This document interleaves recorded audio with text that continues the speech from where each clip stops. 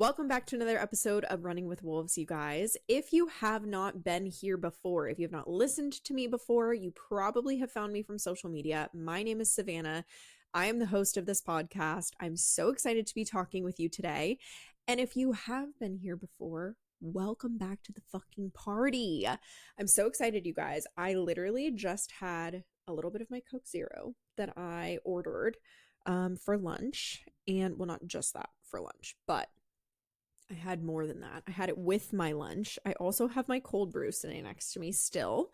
And we're also chugging some water. So we've got lots of caffeine to be able to talk about sales conversations today. And I'm so excited to have this conversation with you because I feel like a lot of times I mostly just talk about marketing, but sales conversations are some of my favorite things to talk about because for those of you that didn't know this, I was in medical sales for a hot second. And on top of that, I have done sales for a lot of different industries as well. And I genuinely love it. I think that for somebody like myself who is super competitive, very, I would say, like good at yapping, if I may. I'm not trying to toot my own horn here, but toot toot. I could talk a mile a minute. Like I literally was just on TikTok right now. And today, the day that I'm filming this is April 1st. And Cory Booker is out here doing like a freaking 19-hour filibuster. And I'm like, that's me. I could do that. Should I run for Senate now? Because anyways, that's a whole nother story. But with that being said, I love talking about sales conversations. I love having sales conversations because there's something that's so satisfying about somebody who maybe was really nervous or concerned or fearful about investing in your services, purchasing your product, being able to talk them through that and making them feel so validated and heard and seen that they're like, wow, thank you so much. Like, I feel so good about this. Like, let's go. I also think that there's something so satisfying about me. I swear I should have been a lawyer in another lifetime because I think there's something so satisfying about having someone come in with their mind almost set on like, no, I'm not going to work with you, or no, I'm not going to buy your product. And then they end up doing it because you're able to talk them through a sales process that allows them to see things differently and be really excited and like leave your most raving fan. And so excited to work with you, so excited to buy your product. There's something really satisfying about that. So I love talking about sales conversations. So we're going to break it down today. I'm going to give you guys step by step my signature sales conversation flow. Now, here's what I will say. I do not believe in sales scripts. Point blank, period. Put it on my tombstone. That is my new saying that I've been saying after like every single good point that I make, or like, period. That's what I mean. I do not believe in sales scripts. So this is not going to be a script because there is nothing worse. And I'm sure so many of you guys get these DMs as well. There's nothing worse. I just saw this on someone's story literally before I started recording this.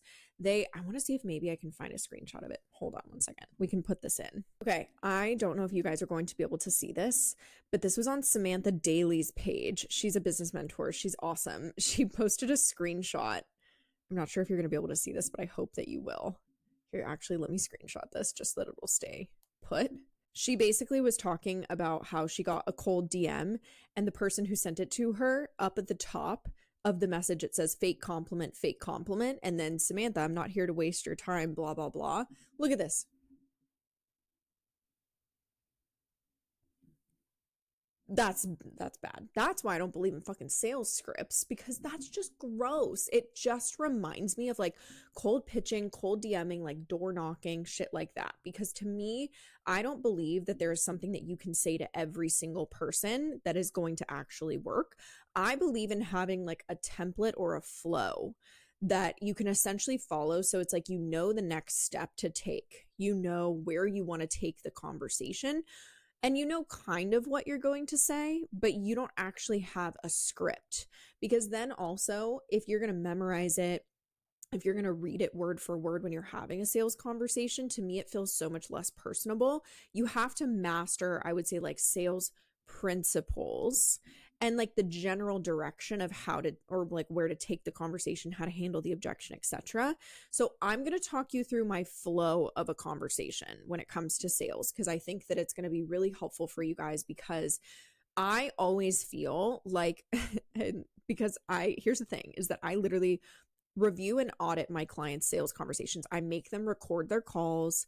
I make them send me looms of their voice notes they send in the DMs. And what I will say is that I feel like the conversation, either most times because they don't know what they're doing in the beginning, sounds like an interview because you're just like feeding the person with questions, or that person is feeding you with questions. Your lead is the one who's taking control of the conversation.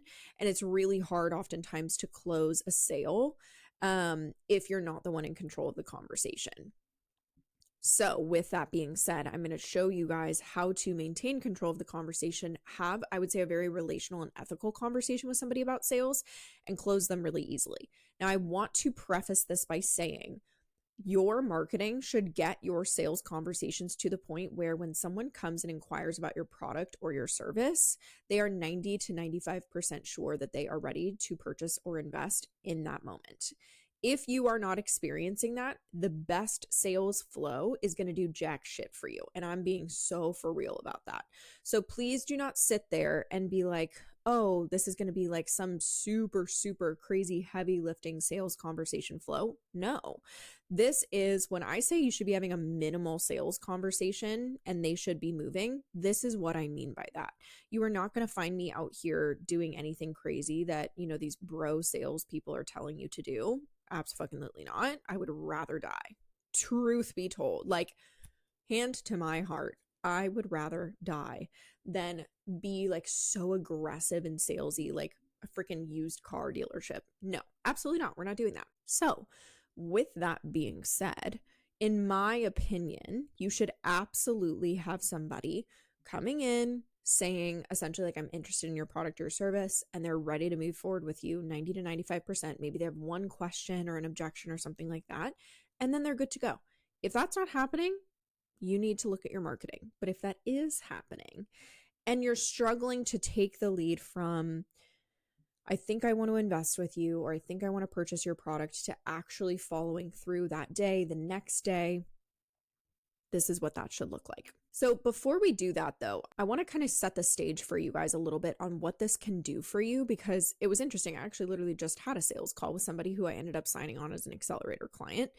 And so I want you to understand it can go so easy because you know the right things to say. So with that person, the reason we did a sales call was because we'd been talking a lot in the DMs, and she was like, I just have so much more that I want to ask you, or so many other questions. She was a very unique case because she's working with an agency that is not creating good results for her. And she's basically going back to doing her marketing and her sales on her own. And she's basically going to work with me to figure out the right strategy for that.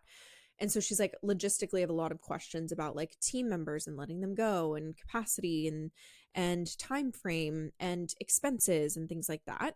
So can we just get on a call and have a conversation? I'm like, yeah, absolutely, no problem. Which also, grip on the mic as I freaking say this, if you are potentially considering, this is a totally different topic, but if you are considering investing in anyone, business coach, consultant, done for you, team member, anything, and you have questions or concerns and they're not willing to get on a call with you, and you're going to invest over 6 months the price of a car into their services, run the other direction. That is ridiculous. I'm sorry. So I will get on a call with anyone. I don't care. So we had a conversation though, because the main thing that I did was exposed her questions or her fears or her concerns, her objections. And then I related that back to the goals that she had. And all I did was ask her if she knew how to do that. So like for her, for example, she has an audience of like 25,000 people on Instagram, and she is not even anywhere near making as much money as she should.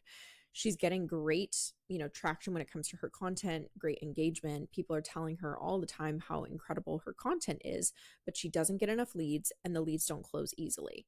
And so she was having this conversation of like, well, as far as like making an investment into this, I'm sold on you. I'm just trying to figure out in terms of like investments, because I'm currently investing in this agency right now. And like, it's just a lot of money to like be coming off of that contract and invest into you, especially when I didn't see any ROI. It makes me a little bit nervous. So I was able to isolate what her concern or her objection was. I validated that. So I basically was like, that totally makes sense to me.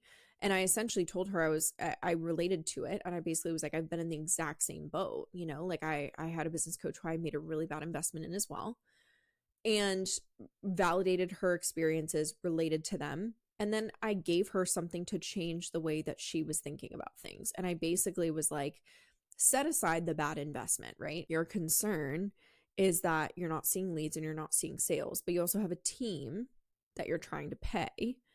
And you've made this investment that was giving you literally no ROI. And I basically was like, if you could take that same amount of money and invest into learning exactly why your audience that is relatively large and super engaged is not actually buying from you, get a custom strategy to teach you exactly how to fix that and see results and an ROI from that relatively quickly, like this client who experienced XYZ did, would that be worth it to you? And she was like, yeah, absolutely. I'm like, okay, great. Do you know how to figure those things out on your own? No. Okay, cool. That's exactly why you need this.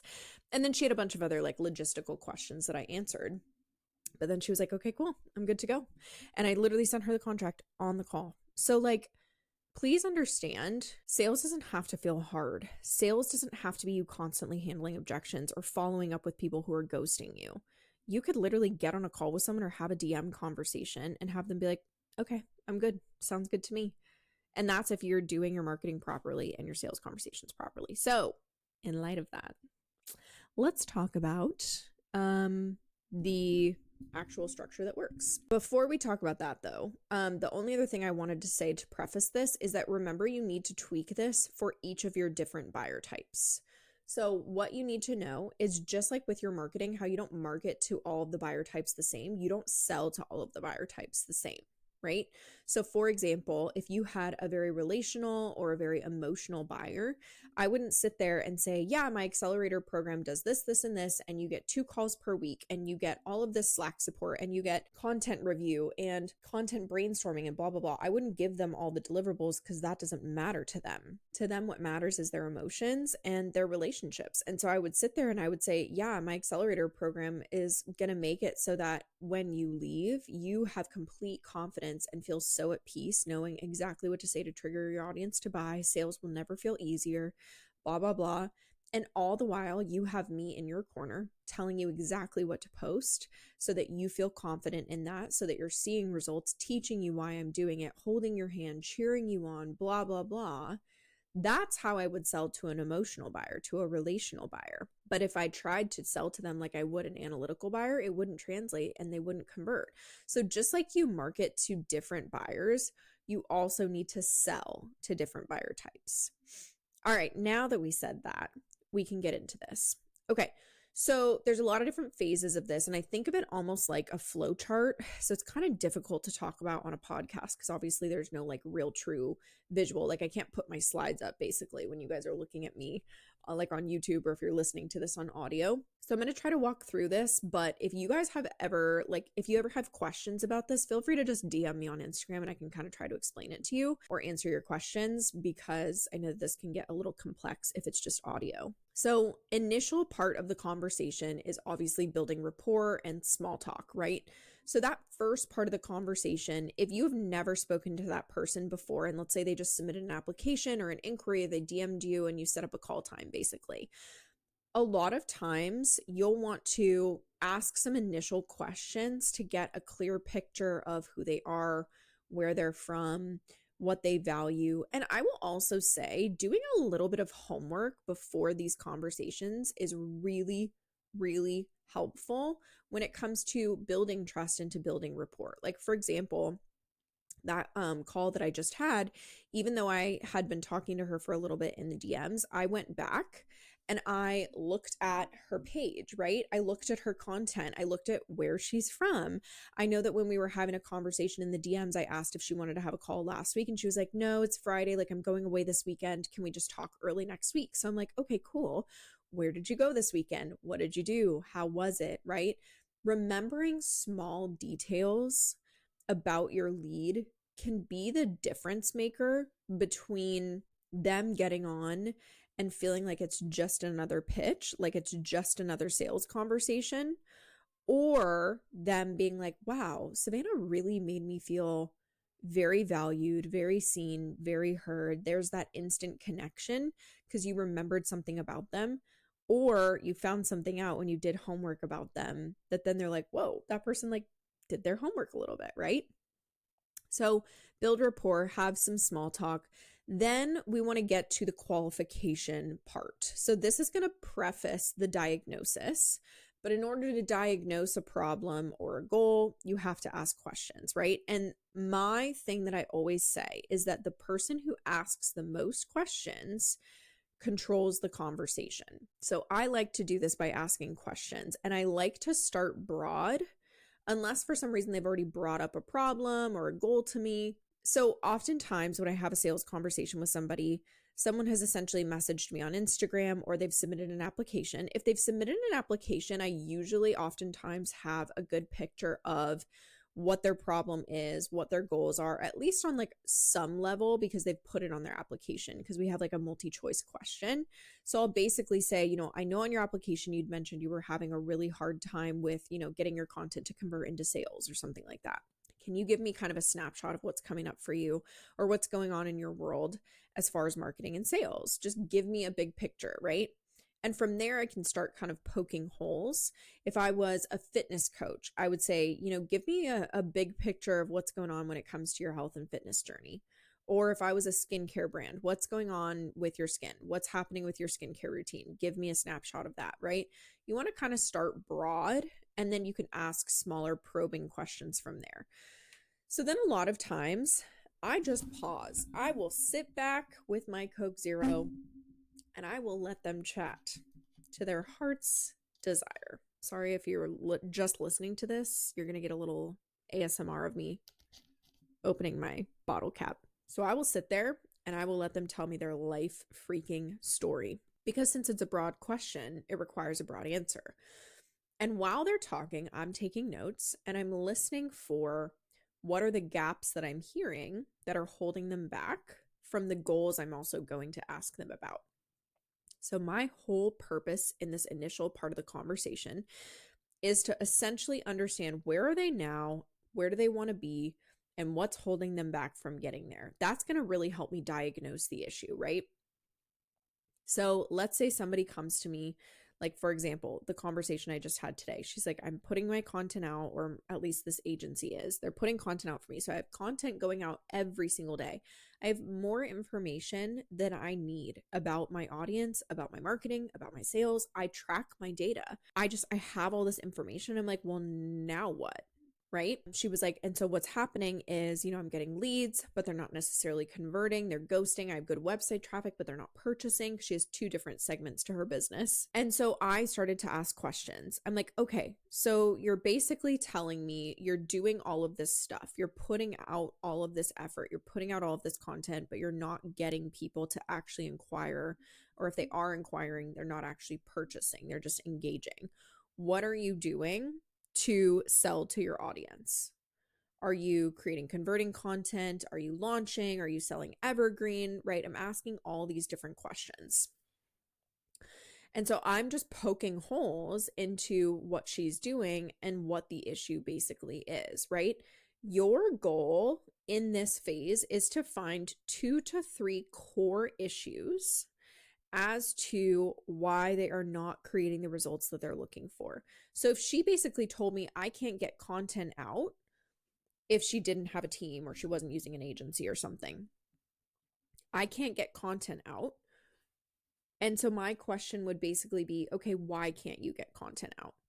Is it that you don't know what to say? Is it that you truly don't have time? Is it that you spend too much time trying to brainstorm different content ideas, blah, blah, blah? Like, what is the issue, right? Because if I were to say, you need my strategy support because you can't get content out, that's not going to be meaningful. I need to get down to the core issue so I can give her a core solution that she can't argue with, basically, right? So you want to find essentially a couple gaps, like really core gaps as to why they're not achieving their results.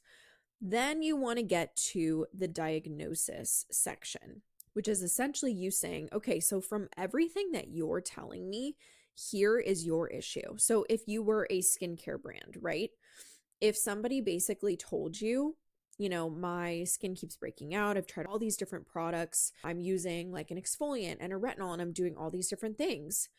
If you recognize those things, you're probably like, dude, you're freaking out your skin barrier, right? And so you'd basically say, so from everything that you're telling me, you are damaging your skin barrier significantly. And if you want X, if you want clear skin, if you want plump skin, if you want luminous skin, you need to do XYZ. And that's exactly what my product will do for you. So the diagnosis is, here's what you're doing wrong. And then you basically move to the impact section, which is, so what you're telling me is this is going wrong. This is happening. What's the negative impact of it, right? So you're telling me you can't get your leads to convert into sales. That's like the gap that they're experiencing, right? Which means that every single time you get a lead, you're getting your hopes up that they're going to convert into a client, but you don't actually know how to do that in a predictable way. So every lead that you get, you can't even rely on that in order to actually create sales, right? So you're talking about the impact of it. And then you can even say from there, so if your goal is to make X amount of money per month or per year this year, how are you actually going to do that if you don't even know what to say to get your leads to go from a lead to an actual sale? You can't predict that, right? And then you want to ask the question of, do you know how to solve that on your own? So I essentially want to say, you're here, you're at point A, you want to be at point B. Here's what I'm seeing. Here's the gap. Do you know how to solve that gap on your own? 9 times out of 10, the answer is going to be no, because otherwise, why would they be talking to you? And that's where that custom pitch comes in, of you basically saying, cool, if you don't know how to do that, that's totally fine. And that's exactly what my offer helps with. And that's exactly what my product helps with. So the way I would pitch it to her, and you also want to make sure that you recognize this needs to come down to their buyer types as well. So you need to tweak it if they're analytical or emotional or anything. I would basically say, that makes complete sense to me. And that's exactly what my offer does. That's what the accelerator does. So for you, basically what we would do is diagnose why you're not seeing leads, right? So I'm going to go over all your marketing and your sales data to understand exactly why, for some reason, your leads are not converting into a sale. Once I know why that's happening, then we can develop a custom strategy for you to make that not happen, to make it so that anytime somebody inquires, boom, they're immediately moving and actually purchasing.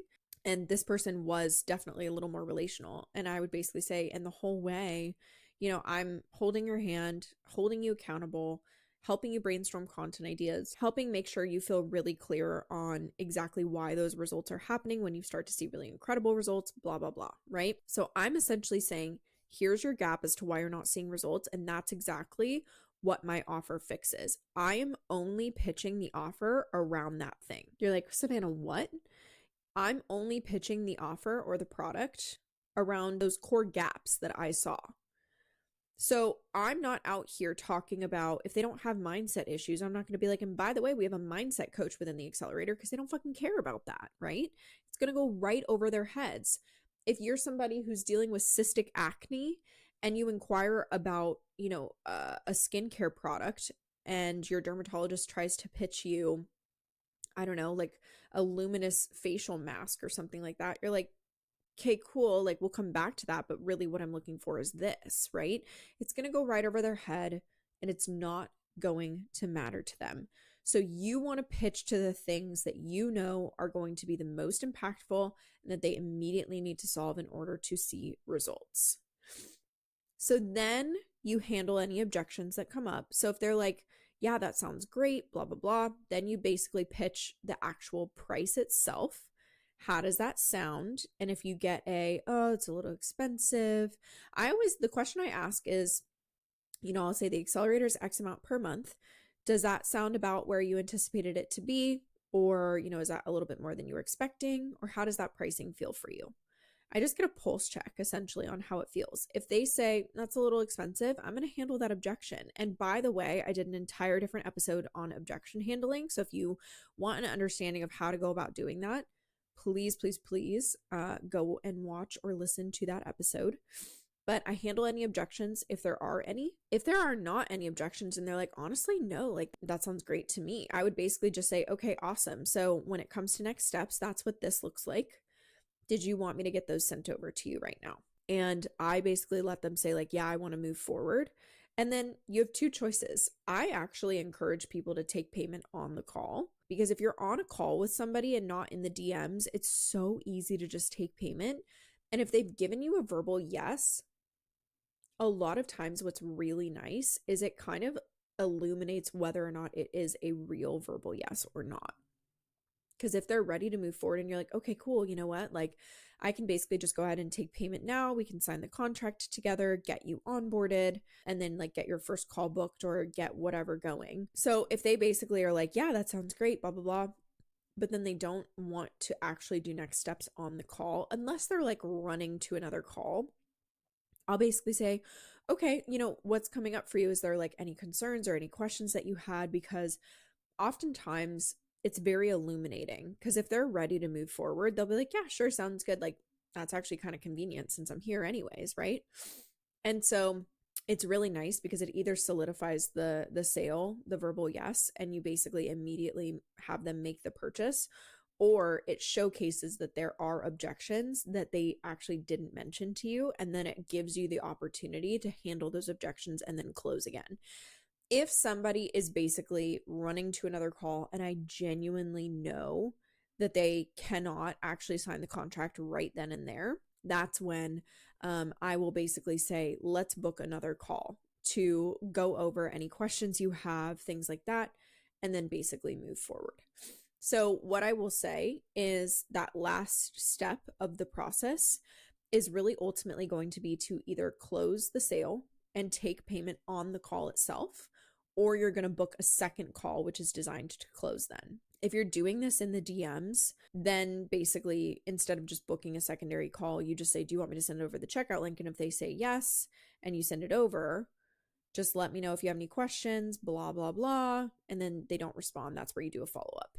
And that's where you address any potential objections. If you're in the DMs and you do send a checkout link, I always say to make sure that they actually go through and purchase or invest. I always basically say, here's the checkout link, and I prepare them with next steps. Once you do that, this happens. So like for me, my process, once you fill out the checkout link and you purchase, you know, the first month's invoice, you get sent the contract automatically, then you get sent the onboarding portal, so on and so forth.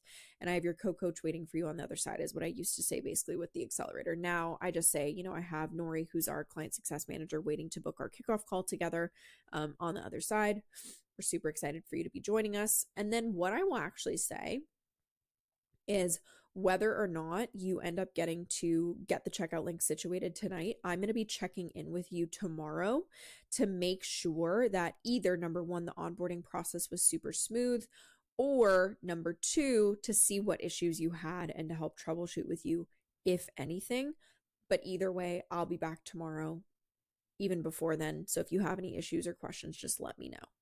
That a lot of times prepares them to actually complete the checkout link sooner than later, so that they take action and don't just drag their feet, because they know that you're going to be checking in on them. Okay, so just to kind of recap real quick, the different phases of this sales conversation flow is going to be building rapport, then it's going to be qualifying questions, diagnosis, impact, pitch, objection handle as needed, close, or book second call. So then moving to how you move through this flow really easily, I want to talk about something, a concept that you guys have probably heard of, which is called the yes ladder.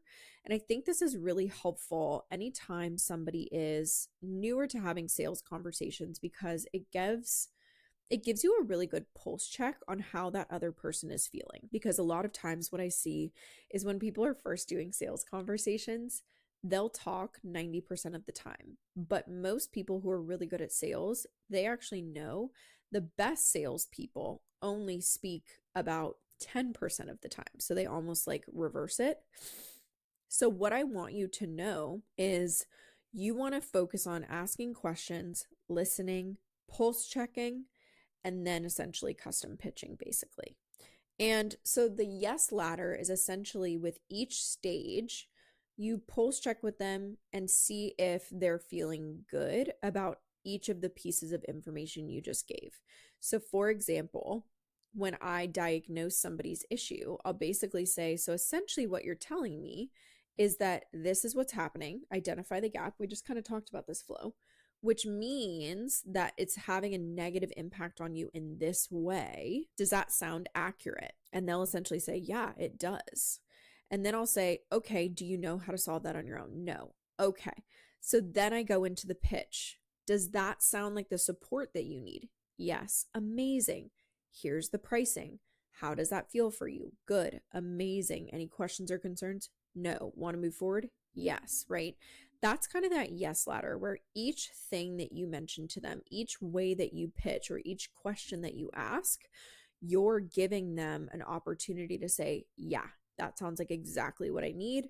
Thank you so much. You're getting them to buy in more and more and more. And that helps to ultimately convert them in advance. So, the other thing also that I wanted to mention is when it comes to objection handling, a lot of people get really nervous with objections because they just ultimately don't know what to say.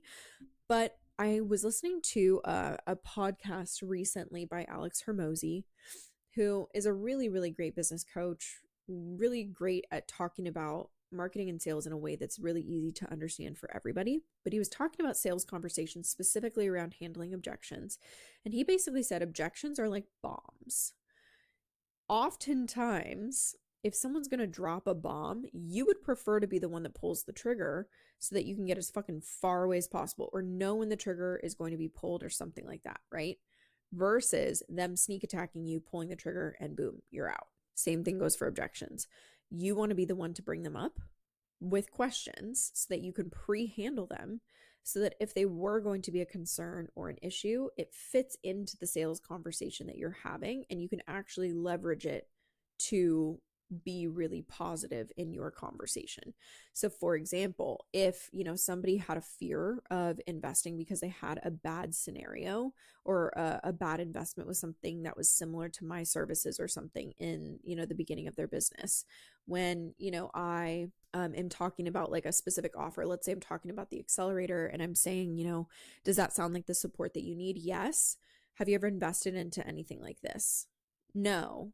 Why not? Right? I'm asking those probing questions. Yes. How was your experience? Bad. Why? Because then I can basically speak to all of the things that will help them to see that this is going to be a great investment, that the return on investment is there, right? It's basically just helpful to gather information because if you let them, they will tell you exactly what you need to say to them to handle that objection. But you have to be able to spot it from a mile away, ask questions, unearth it, and then handle it. That way, again, you can just handle it immediately. So much so to the point where when you pitch the program and the pricing or the product and the pricing, if there's an objection, you should be like, whoa, like we just talked about that 10 minutes ago. Like, how has your mind changed since then? Essentially, it basically just gives them no legs to stand on if you're pre-handling those objections. And then the last thing that I see a lot of people make mistakes around when it comes to stuff like this is not booking the second call and not objection handling. A lot of people have a fear of trying to take payment on the call or handle an objection or booking a second call for fear of being too pushy. But here's what you need to understand is that sales is a transfer of confidence. And so if you are confident in that process of, hey, I know you're running to another meeting. Hey, I know this is happening for you. Why don't we go ahead and book another call so we can have a conversation around any other problems or concerns or questions that you have around this investment? Amazing. You taking payment on the call really ultimately makes their lives easier. And so because of that, why wouldn't you be confident in offering that? Oftentimes we have a fear that people are going to judge us for being, especially as women, too aggressive, too pushy, any of those things, when really we're just literally making their lives easier by taking payment on the call, handling an objection, holding their hand through that fear, holding their hand through that objection, and booking a second call so they can get their questions answered. So whatever you're fearful around when it comes to sales conversations, recognize you're ultimately just doing those things to help the person. So hopefully that episode was helpful, you guys. I know that was kind of like short and sweet, but Obviously, there's not like a ton to talk about when it comes to sales flows. And I wanted to kind of try to break it down and make it as easily digestible as possible for you. Like I said, I have a whole other episode I recorded around handling objections. So if you have any questions about that, go watch the actual episode itself. And as always, recognize that if you have any questions at all about sales conversations or objections, please feel free to DM it to me over on Instagram. And also, if you have anything that you want us talking about when it comes to sales conversations, please also message that to me over on Instagram. You guys obviously heard with the revamp of the podcast, there's a lot that I'm really trying to focus on bringing into the podcast as far as topics go, things like that. So it's always really, really helpful to hear from you exactly what you want to hear in the podcast so I can give that to you. And then last but not least, if you want help with your sales conversations, if you feel like you're getting leads, they're super interested, but they're just not closing and you're doing something wrong in your sales conversations, that's literally what I help my accelerator clients with. Like I said, I have them record all their conversations, do all the things. So I am more than happy to help you with that if you feel like it is the best fit for you. If you have questions about it, DM me on Instagram and we can chat about it. Otherwise, I hope you have an amazing rest of your day, you guys, and I'll see you in the next episode. Bye, guys.